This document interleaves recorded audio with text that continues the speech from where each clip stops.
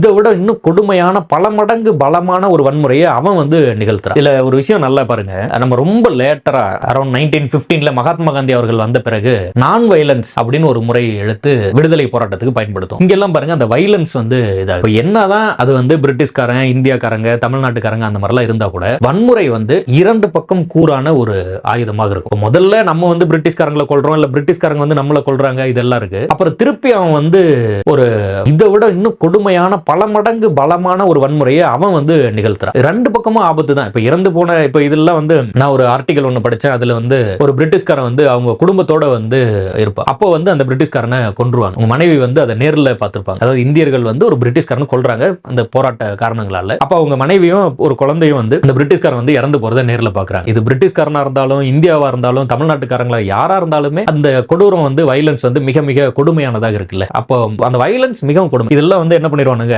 பீரங்கில கட்டி வச்சு நெஞ்சுக்கு பின்னாடி பீரங்கி வச்சு பிளாஸ்ட் பண்ணிடுவாங்க. அந்த மாதிரிலாம் வந்து பிரிட்டிஷ்காரன் வந்து வன்முறையை நிகழ்த்திடுவான். நம்ம இந்த பைபிள்ல படிப்போம்ல, சிலை ஒன்று வச்சிருப்பாங்கல்ல சென்னையில, நம்ம கூட 1857 புரட்சியில அந்த படகோட சேர்த்து பிரிட்டிஷ்காரங்க குழந்தைங்க குடும்பங்கள்லாம் இருந்ததை கொளுத்திடுவாங்க. அப்போ வந்து ஒருத்த வந்து ஒரு பிரிட்டிஷ்காரன் இந்தியர்களை மிக கொடுமையா தாக்குவான். சென்னை பிரிவை சேர்ந்தவனா இருப்பான். நீல் சிலை அகற்றும் போராட்டம்னு படிப்போம். அவனுக்கு பிரிட்டிஷ்காரன் சிலை வைப்பான். இப்போ நம்ம ரெண்டு பக்கமும் வன்முறை வன்முறை வன்முறைனா மிக கொடுமையானதா இருக்கும். அப்படியே கொஞ்சம் நாளாக மகாத்மா காந்தி வராரு, நான் வயலன்ஸ் ஒரு கான்செப்ட் அறிமுகப்படுத்துறாரு. என்ன நானே வருத்திட்டு சாப்பிடாம இருந்து உண்ணாவிரதம் இருந்து போராட்டம் பண்றேன். இதுல என்ன ஒரு பெரிய விஷயம் நடக்குது, பெருவாரியான மக்கள் வந்து அவரை ஃபாலோ பண்ண ஆரம்பிச்சாங்க. ஒரு பாயிண்ட்ல அகிம்சை முறையில போராடிட்டு இருந்த மக்கள் மீது ஜாலியன் வாலாபாக்னு சொல்லி ஒரு வன்முறை நிகழ்த்திறார். இந்தியாவே ஒன்று சேர்ந்து பிரிட்டிஷ்காரனை வந்து எதிர்க்குது. ஏன்னா இவங்களை வந்து இவங்க ஒருத்தர் அடிச்சுக்கிட்டாங்க, சண்டை போட்டுக்கிட்டாங்க, ரெண்டு பேருமே வன்முறை ஃபாலோ பண்றாங்க. ஆனா ஜாலியன் வாலாபாக்ல என்ன நடந்தது, அகிம்சை முறையில அமைதியான முறையில போராடிட்டு இருந்த ஒரு மக்களின் மீது துப்பாக்கி சூடு நடத்திட்டாங்கிறது தான் இன்னும் கொடுமையான ஒரு இதாகுது. அதுக்கப்புறம் மகாத்மா காந்தி இந்தியா முழுவதும் அறியப்பட்ட பெரும் தலைவராக மாறி பெரும் புரட்சியாக மாறி அடுத்த 20 வருஷத்துல விடுதலை கொடுத்தே ஆகணுங்கிற கட்டாயத்துக்கு